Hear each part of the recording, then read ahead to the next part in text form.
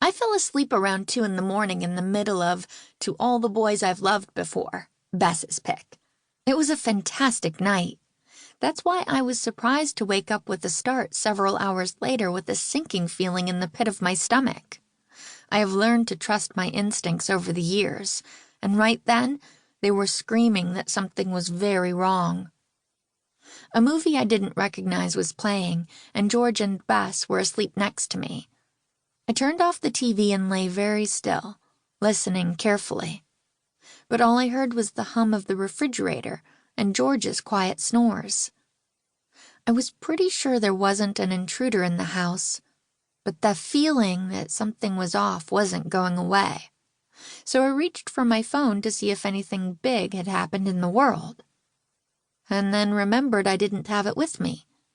Slowly, careful not to wake George and Bess, I got up, padded to Dad's office, and unlocked the safe, then took out my phone and turned it on. 17 missed calls, all of them from my dad. The first one had come in at 8:23 the night before. My heart started racing, and sweat coated my palms. I took a deep breath.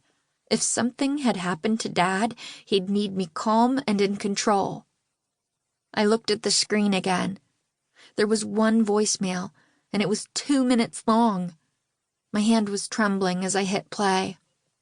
Everything was muffled, as if Dad's phone was still in his pocket when he'd called. At first, I could only make out the sound of footsteps, 2 sets of them. I recognized one immediately as Dad's, but the other pair sounded quieter, like the person was smaller and a little behind him. A woman, maybe? I could hear Dad's breathing. It was shallow and fast. He was scared. A new bolt of fear went through me. My dad didn't scare easily. After a moment, I heard Dad say, "You don't have—" And then there was something else. But the lining of his pocket rubbing against the speaker created too much noise to make out what. I replayed the message and turned the volume all the way up, pressing the phone as close to my ear as I could, but I still couldn't understand what else he'd said. Frustrated, I took a deep breath, trying to focus. Maybe Dad would stop walking and I'd be able to make out what was happening. I heard more footsteps. It sounded like they were going downstairs. Then I thought I heard a door open and shut, but I couldn't be sure. When Dad spoke again, it was hard to hear exactly what he was saying, but it sounded like, "Where are you taking me?" And then nothing. The message just ended. I called Dad's cell phone as I sprinted down the hall. The call rang and rang and rang, and then, "This is Carson Drew. Leave a message and I'll call you back as soon as I can." "Dad, call me. Let me know you're all right." My voice sounded breathless and thin. I hung up as I reached the living room and threw on the lights. George groaned as she rolled over, pulling the blanket over her head. "George, Bess, wake up! It's an emergency!" Bess's eyes blinked open and she focused on me, confused. "Nancy, what's happening?" "Wake up!" I repeated, ripping the blankets from George's head. "What's going on?" she complained, rubbing her eyes. "I think my dad's been kidnapped."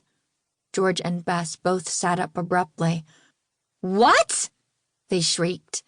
I held up the screen so they could see all the missed calls, then played the voicemail. They didn't have any more luck making out what Dad had said than I'd had.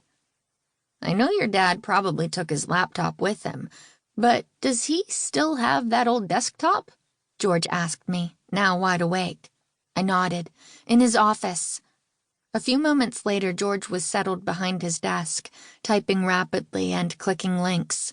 "Your dad is a very smart man. He set up a Find My Phone account. Do you happen to know his password?" "Of course. It's Nancy D123. I know all his passwords." George blinked. "Well, that's definitely not secure. I thought I taught your dad better."